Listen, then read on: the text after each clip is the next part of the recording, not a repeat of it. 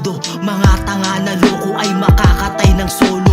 Nakabantay ang bolo, malauwak sa loro. Pagkabuwang mga hunghang magmamarka na sondo. Sa pagdukwang ng ulirak ito'y dadamahin. Ang bawat akbang na mabigat kakargahin.